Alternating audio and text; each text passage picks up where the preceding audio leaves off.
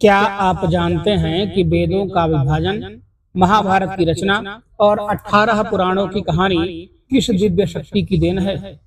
वही ऋषि जिनके कारण आज हम वेदों का ज्ञान सरलता से समझ पाते हैं। कौन थे वो अद्भुत महर्षि जिनका जन्म एक मछुआरे की कन्या के गर्भ से हुआ और जो भगवान विष्णु के अवतार माने जाते हैं? कैसे उन्होंने भविष्य देखकर धर्म की रक्षा के लिए वेदों को 4 भागों में बांट दिया। जानिए गुरु पूर्णिमा के महानायक महर्षि वेद व्यास जी की अनसुनी कथा, और जानिए क्यों उनके दर्शन से काशी दर्शन का पुण्य प्राप्त होता है। गुरु ब्रह्मा गुरुर्विष्णु गुरुदेवो महेश्वरः गुरु साक्षात् परब्रह्म तस्मै श्री गुरुवे नमः। नमस्कार दोस्तों, आप सभी को गुरु पूर्णिमा की हार्दिक शुभकामनाएं। महाभारत, 18 पुराण तथा ब्रह्म सूत्र जैसे अद्वितीय वैदिक साहित्य दर्शन के रचयिता ऋषि पाराशर के पुत्र महर्षि व्यास की गणना भगवान श्री हरि विष्णु जी के 24 अवतारों में से की जाती है।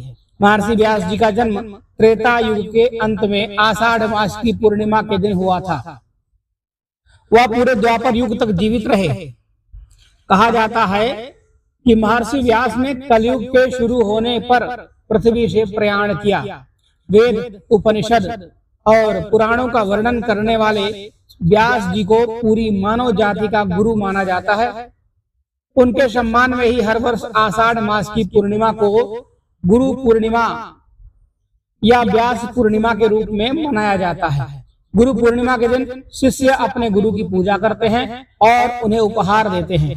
बहुत से लोग इस दिन व्यास जी के चित्र का पूजन कर उन्हें उनके द्वारा रचित ग्रंथों का अध्ययन करते हैं। मठों और आश्रमों में लोग ब्रह्मलीन संतों की मूर्ति या समाधि की पूजा करते हैं। पौराणिक कथाओं के अनुसार प्राचीन समय में पाराशर मुनि भ्रमण के लिए गए हुए थे। रास्ते में उनकी नजर एक युवती पर पड़ी जिसका नाम सत्यवती था। मछुआरे की पुत्री सत्यवती दिखने में बहुत ही सुंदर और आकर्षक थी, लेकिन उसके शरीर से मछली की गंध आती थी, जिस वजह से उसे मत्स्य गंधा भी कहा जाता था। सत्यवती को देखते ही पराशर मुनि का मन विचलित और व्याकुल हो गया। पराशर मुनि ने सत्यवती को संतान प्रदान करने की इच्छा जताई। तब सत्यवती ने कहा, यह अनैतिक है, लेकिन पराशर ऋषि ने कहा कि जन कल्याण के लिए यह अनिवार्य है। यह संतान दिव्य होगी और सृष्टि में यह महान कार्य करेगी। ऐसे में सत्यवती ने महर्षि पाराशर के सामने शर्त रखी कि बच्चे के जन्म के बाद भी वह कुंवारी ही रहेगी तथा उसके शरीर से आने वाली मछली की गंध फूलों की सुगंध में परिवर्तित हो जाएगी। ऋषि पाराशर ने सत्यवती की शर्तों को स्वीकार कर लिया और उसे तथास्तु कहा। उनके तथास्तु कहते ही सत्यवती के शरीर से आने वाली मछली की गंध समाप्त हो गई और वह मत्स्य गंधा सुगंधा में परिवर्तित हो गई। समय आने पर सत्यवती के गर्भ से व्यास नामक एक पुत्र हुआ था। जन्म होते ही वह बालक बड़ा हो गया और अपनी माता से बोला, जब भी तुम मुझे स्मरण करोगी मैं उपस्थित हो जाऊंगा। इतना कहकर वह तपस्या करने के लिए द्वैपायन द्वीप चले गए। कठोर तप के कारण उनके शरीर का रंग काला हो गया, जिस कारण उन्हें कृष्ण द्वैपायन भी कहा जाने लगा। आगे चलकर वेदों का भाष्य करने के कारण वे वेद व्यास के नाम से विख्यात हुए। एक दिन राजा शांतनु यमुना नदी के तट पर टहल रहे थे, तभी उन्हें नाव चलाते हुए सत्यवती दिखाई दी। उसके शरीर से आ रही सुगंध ने राजा के मन को मोह लिया और राजा तत्काल ही उसके पिता के पास पहुंच गए और सत्यवती के साथ विवाह की इच्छा जताई। सत्यवती के पिता राजा शांतनु के सामने शर्त रखी कि मेरी कन्या का पुत्र ही राज्य का उत्तराधिकारी बनेगा। इस शर्त को राजा शांतनु ने अस्वीकार कर दिया, क्योंकि राज्य का उत्तराधिकारी राजा शांतनु ने गंगा पुत्र भीष्म को पहले ही बना दिया था। जब भीष्म को इस बात का पता चला तो उन्होंने प्रतिज्ञा की कि वह जीवन भर अविवाहित रहेंगे। भीष्म की प्रतिज्ञा के बाद सत्यवती का विवाह राजा शांतनु के साथ में हुआ। तब राजा शांतनु और सत्यवती के 2 पुत्र हुए, जिनके नाम चित्रांगद और विचित्रवीर्य। और चित्रांगद और विचित्रवीर्य के बाल्यकाल में शांतनु का स्वर्गवास हो गया। तब गंगापुत्र भीष्म ने चित्रांगद के बड़े होने पर उन्हें राजगद्दी पर बिठा दिया, परंतु कुछ समय बाद गंधर्वों के साथ युद्ध करते हुए चित्रांगद मारा गया। इस पर भीष्म ने उनके अनुज विचित्रवीर्य को राज्य का कार्यभार सौंप दिया। इसी बीच भीष्म को इनके विवाह की चिंता हुई। उन्हीं दिनों काशीराज की 3 कन्याओं अंबा, अंबिका और अंबालिका का स्वयंवर था। उनके स्वयंवर में जाकर अकेले ही भीष्म ने वहां आए हुए सभी राजाओं को परास्त कर दिया और तीनों कन्याओं का हरण कर लिया। हरण करके हस्तिनापुर ले आए। काशीराज की बड़ी पुत्री अंबा ने भीष्म को बताया कि वह अपना तन मन राजा शाल्व को समर्पित कर चुकी हैं। उनकी बात सुनकर भीष्म ने उसे राजा शाल्व के पास भिजवा दिया, लेकिन राजा शाल्व ने अंबा को ग्रहण नहीं किया और अंबा निराश होकर वन में तपस्या करने चली गई। अंबिका और अंबालिका का विवाह विचित्रवीर्य के साथ में करवा दिया, परंतु विचित्रवीर्य क्षय रोग से पीड़ित होकर अल्पायु में ही बिना संतान के मृत्यु को प्राप्त हो गए। पुत्र की मृत्यु का समाचार पाकर माता सत्यवती को बहुत दुख हुआ था। तब दुखी मन से उन्हें अपने पुत्र वेद व्यास का स्मरण हो आया और याद करते ही वेद व्यास जी वहां पर उपस्थित हो गए।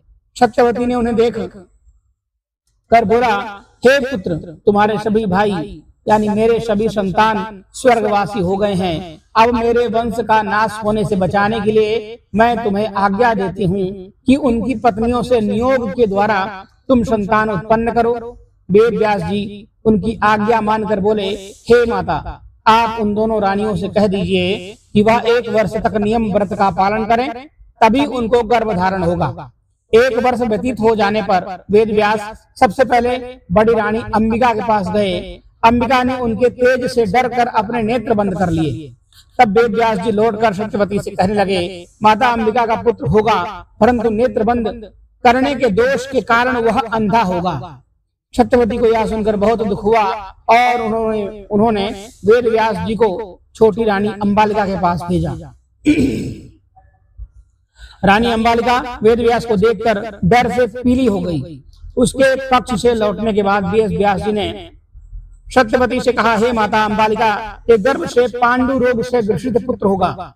इससे माता सत्यवती को और भी दुख हुआ और उन्होंने बड़ी रानी को उन्हें वेद व्यास के पास जाने का आदेश दिया। इस बार बड़ी रानी ने स्वयं नाच गाकर अपनी दासी को वेद व्यास जी के पास भेज दिया।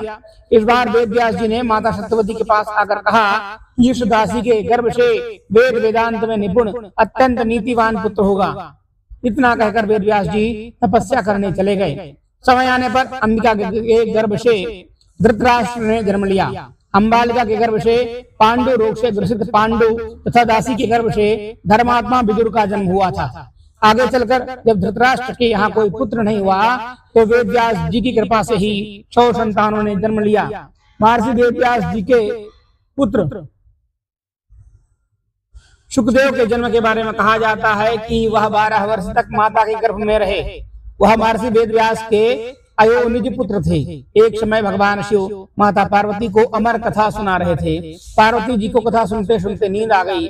उनके पास बैठे हुए एक शुक ने ओंकारी भरना शुरू कर दिया। जब भगवान शिव को इस बात का पता चला तो वह शुक को मारने के लिए दौड़े और उसके पीछे अपना त्रिशूल छोड़ दिया। वह शुक जान बचाने के लिए तीनों लोकों में भागता रहा। भागते भागते व्यास जी के आश्रम में पहुंच गया और सूक्ष्म रूप बनाकर उनकी पत्नी के मुख में घुस गया और वहां उनके गर्भ में ठहर गया। जब वह 12 वर्ष तक गर्भ से बाहर नहीं आया तब भगवान श्री कृष्ण ने स्वयं आकर शुक को आश्वासन दिया कि बाहर निकलने पर उनके ऊपर माया का प्रभाव नहीं पड़ेगा। श्री कृष्ण के आश्वासन के बाद ही वह गर्भ से बाहर आए और व्यास जी के पुत्र कहलाए। हमारे शास्त्रों के अनुसार महर्षि व्यास जी त्रिकालज्ञ थे तथा उन्होंने दिव्य दृष्टि से यह पहले ही जान लिया था कि कलयुग में अधर्म शुरू हो जाएगा। धर्म के क्षीण होने के कारण मनुष्य नास्तिक, कर्तव्यहीन और अल्पायु हो जाएंगे। एक विशाल वेद का अर्थ उनकी सामर्थ्य से बाहर हो जाएगा। इसलिए महर्षि वेद व्यास जी ने ही वेद का 4 भागों में विभाजन कर दिया।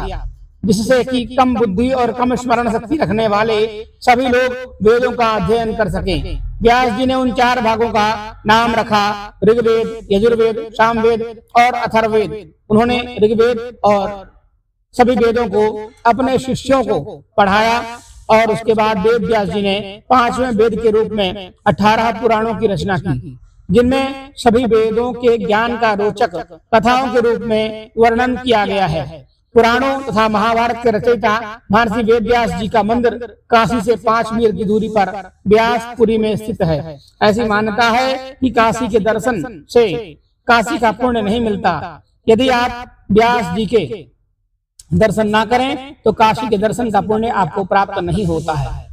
दया, धर्म और ज्ञान और तप की प्रमुख दिव्य मूर्ति महर्षि वेद व्यास जी के दर्शन से काशी दर्शन का पुण्य मिलता है। महर्षि वेद व्यास जी के चरण कमलों में मेरा बारंबार प्रणाम है। आशा है कि आप सभी को व्यास जी के जीवन से जुड़ी हुई यह जानकारी पसंद आई होगी। यदि आपको वीडियो पसंद आया हो तो कमेंट बॉक्स में ओम नमो भगवते वासुदेवाय लिखना ना भूलें। आप सभी का हार्दिक धन्यवाद। मिलते हैं कल एक नई वीडियो में एक नई जानकारी के साथ। तब तक के लिए धन्यवाद। हर हर महादेव। श्री शिवाय नमः। शुभम। गुरु पूर्णिमा की आप सभी को हार्दिक शुभकामनाएं।